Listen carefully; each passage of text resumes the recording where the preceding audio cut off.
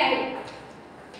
आज आपण या पाठामध्ये त्या काळातील आज महाराष्ट्रातील समाज जीवन आणि लोकजीवन हे अभ्यासणार आहोत। तर मुलांनो, महाराष्ट्रातील समाज जीवन यामध्ये सामाजिक परिस्थिती काय असते? सामाजिक परिस्थिती शेती आणि शेतीवर आधारित उद्योग हे उत्पादनाचे गाव पातळीवरील प्रमुख साधन होते।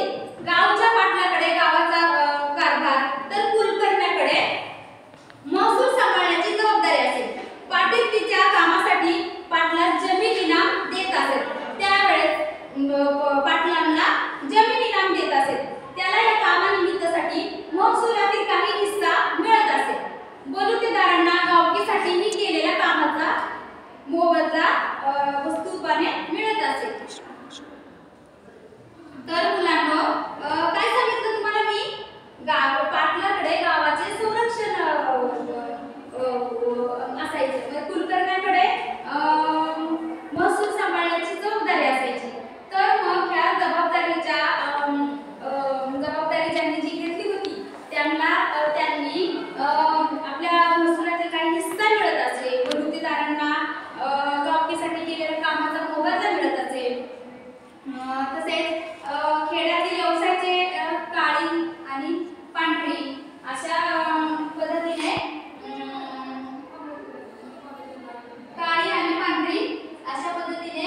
विभागणी केली होती। काळी आणि पांढरी म्हणजे काय मुलांनो? काळी आणि पांढरी म्हणजे जे शेतामध्ये म्हणजे शेतात काम करणारे शेतकरी ते काळीमध्ये जमा व्हायचे आणि जे नोकरदार आहेत ते पांढरीमध्ये असे जमा होत होते असे। आणि या कारभारामध्ये एकत्र कुटुंब पद्धतीवर भर असायचा। महाराष्ट्रातील समाज जीवनामध्ये सामाजिक परिस्थितीमध्ये एकत्र कुटुंब पद्धतीवर भर असायचा।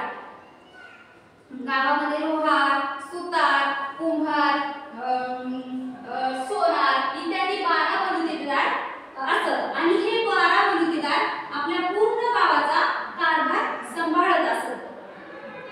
आता कोण सांभाळते मुलांनो?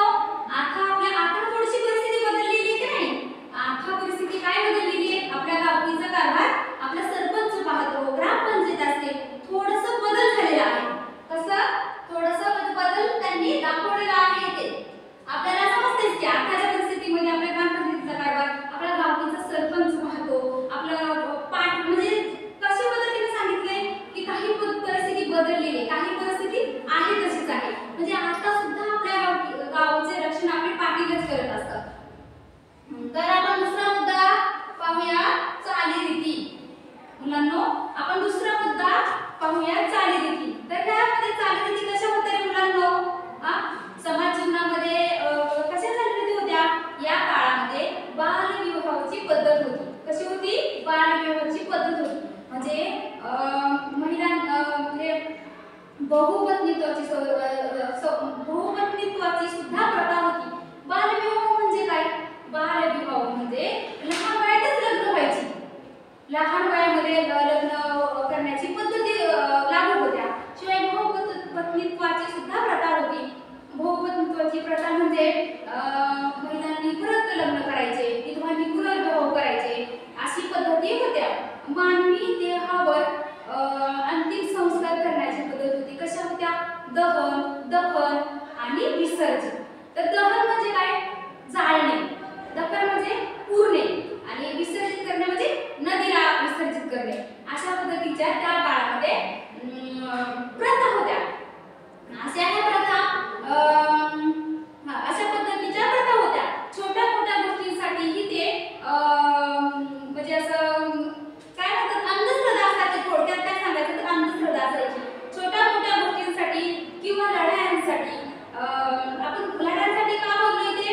तर आपण कुठला समाज जीवन म्हणजे कुठलं समाज जीवनाची ओळख करून अभ्यास पाहतोय? तर आपल्या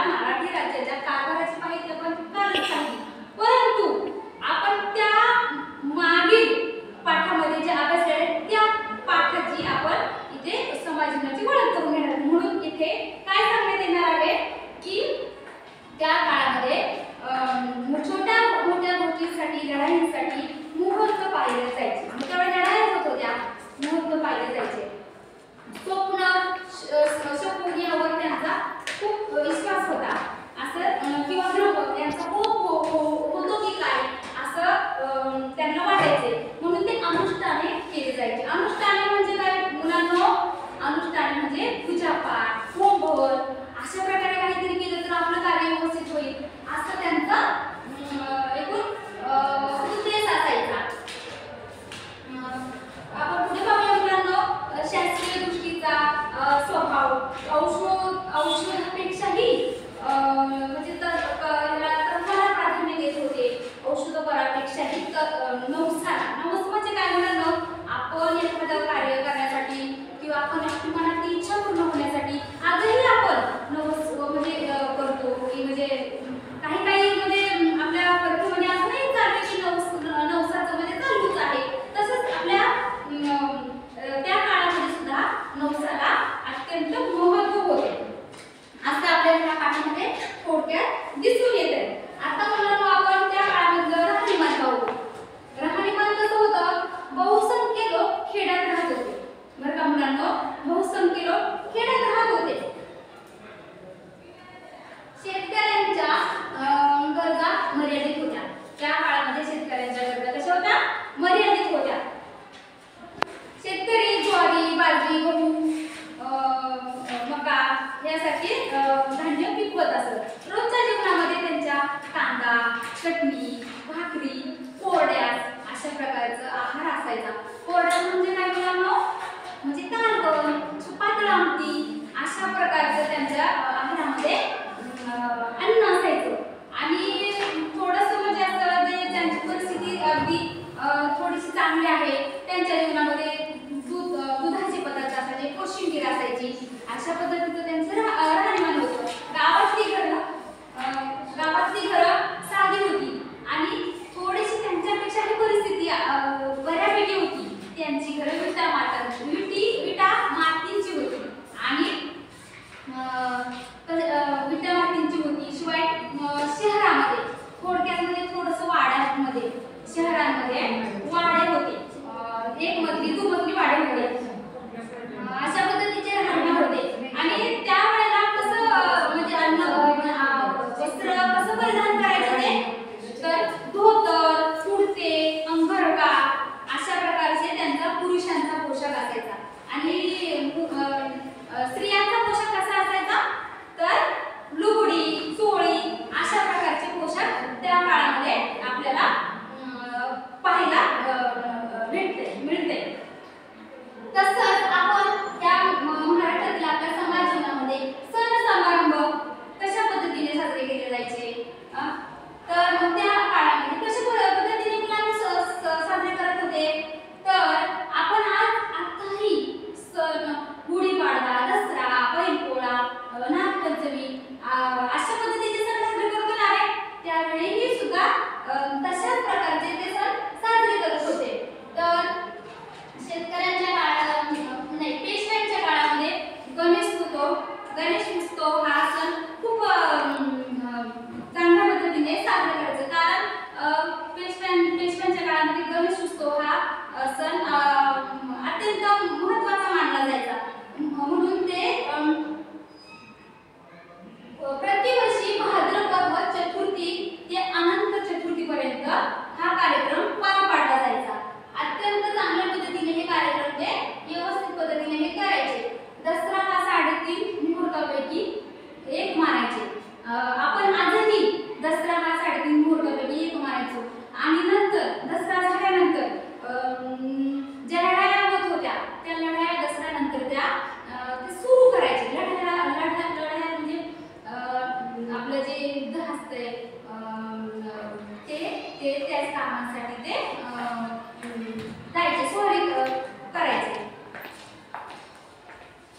तसेच दसऱ्यानंतर आपल्या बालसंतिपदा किंवा भाऊबीज हे सण सुद्धा ते साजरे करायचे. आपण आजही बालप्रतिपदा, भाऊबीज मोठ्या उत्साहाने साजरा करतो. तशाच पद्धतीने ते सुद्धा बालप्रतिपदा आणि भाऊबीज सण साजरे करायचे. शिवाय आपल्या काळामध्ये आता सुद्धा उत्सव होतात. त्या उत्सवामध्ये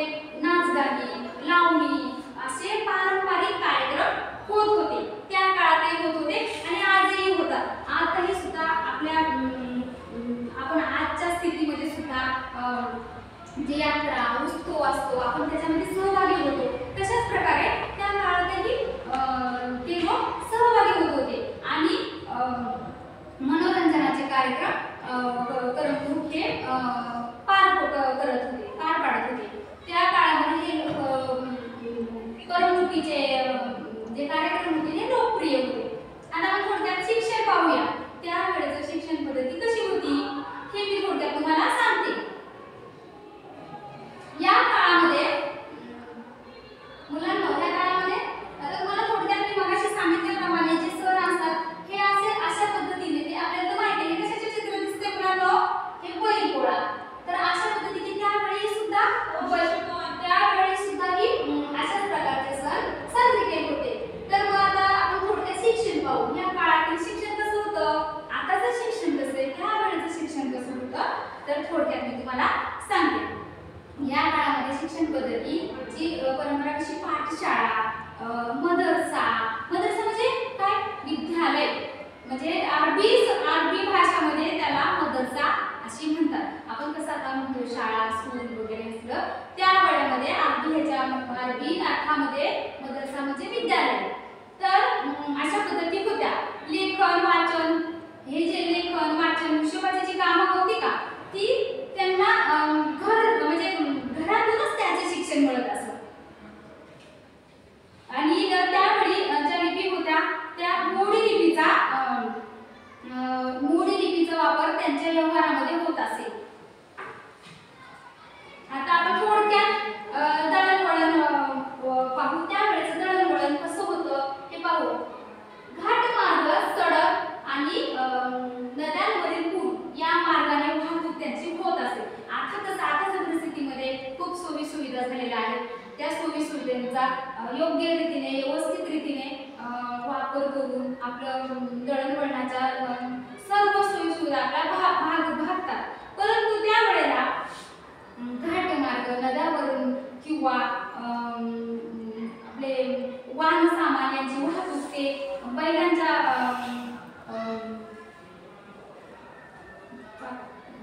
होत असेल. म्हणजे बैलांच्या आधाराने त्यांची वाहतुकीची ने-आण करण्याचं साधन त्यांनी आपलं बैलांचा उपयोग करत होते.